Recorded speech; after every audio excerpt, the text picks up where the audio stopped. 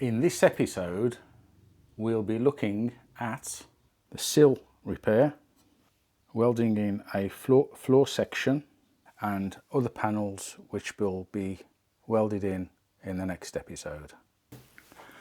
I've finally been in a position to make a decent start on the repairs on the near side sill area, and it's taken me a bit of figuring out the best way to actually do it. So I'm not going to try and describe it now. The best thing to do is actually show you inside and show you what I've actually done and what I'll be going to do. So let's have a look. So the first repair section I made and welded in is this short section here. And I could have tried to make a repair section to go from here all the way up and weld in there, and then I'd sort of welded in a section to cover this handbrake hole. Is for left-hand drive cars, but I thought it was complex, so I was probably going to make, including this one, 3 sections. This one, another one stretching up to probably here and across, and then make this little section here, if you like. But as I was doing that, and I've made a couple of repair sections which I'll show you in a minute, I thought that I needed to weld in this sill section here, because if I didn't, it'd make future repairs and welding in all of the things I've just told you about a lot more difficult. So what I did next is to weld in this sill repair section here, and this was bought from one of the usual suspects, and it had a lip down here which you need to cut off because it's not standard. So as you can see, I've done that there, and I welded it in across there and up there. It still needs dressing a little bit up here, but it's solid, it's welded both sides. And then I have another repair section which I've made here, which I will fit, and I'll try and show you why I needed to weld the sill section in first before completing this area here. So I've made this triangular section here which will fit down there, and it's a block off. Whoops, let's get it in. So it fits there. Okay, if I can't get it in, there you go. It fits in there. But if we look on the other side, you can see it just here, and it cuts off anything from the outside coming into the passenger compartment.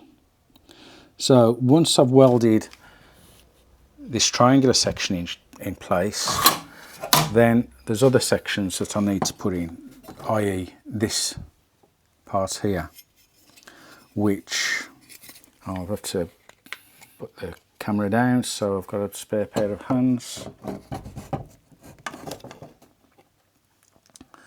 So this will go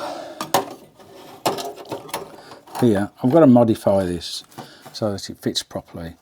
Now once this is in place, I can then go ahead and make the other repair sections to the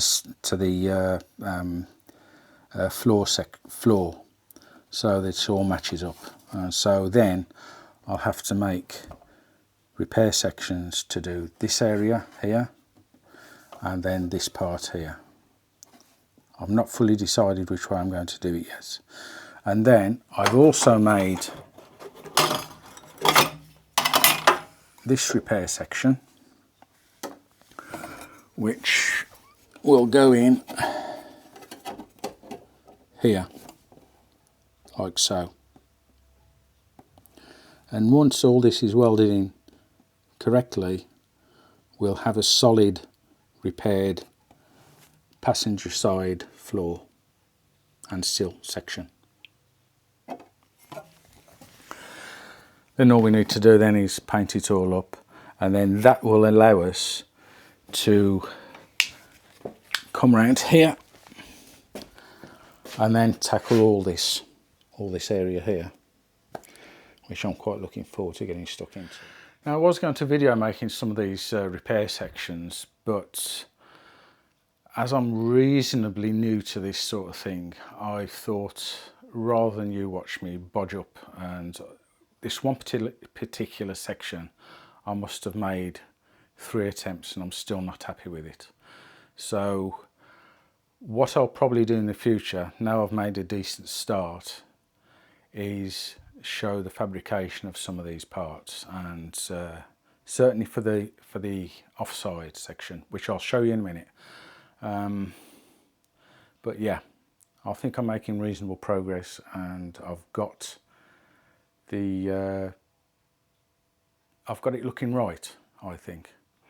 Now I could have cut some corners and done what the previous repairers have done, and I'll show you on the opposite side. I think I've probably shown you before, but I think it's worth having a look at again.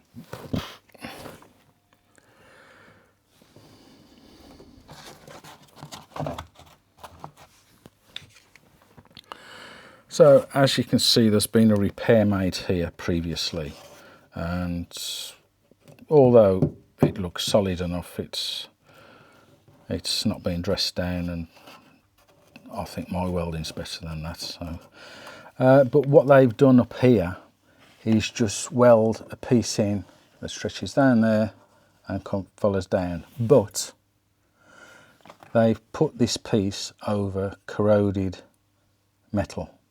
So what that's done, if you can see a little bit closer, is cause water could get into there, and it's rotted it out, and it's just come through this repair section. So I certainly didn't want to do that, and I wouldn't be happy with myself if I followed that particular route, and I'd rather do a proper job or not do the job at all, to be honest. And obviously I'm going to complete the near side first before I even tackle this, because this is, as you can probably see, a damn sight harder job. And if we look at the outside,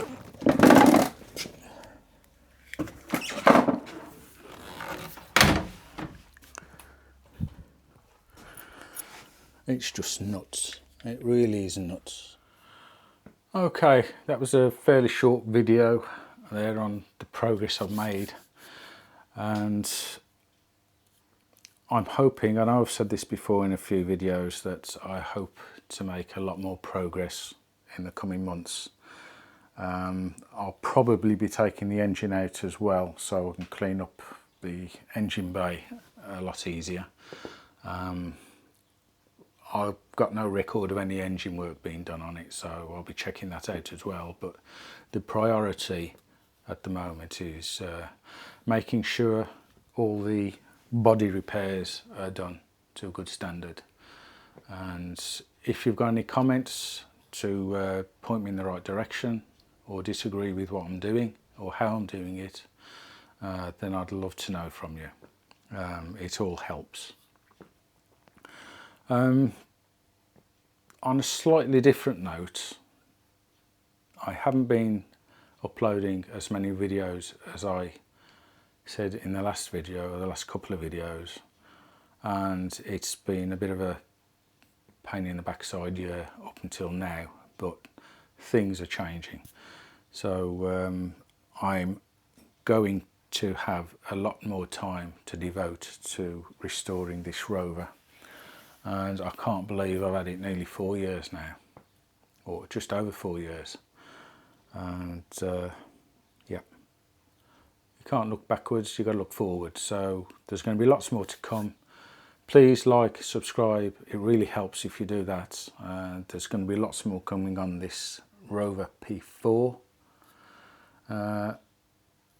in the imminent future and follow my progress.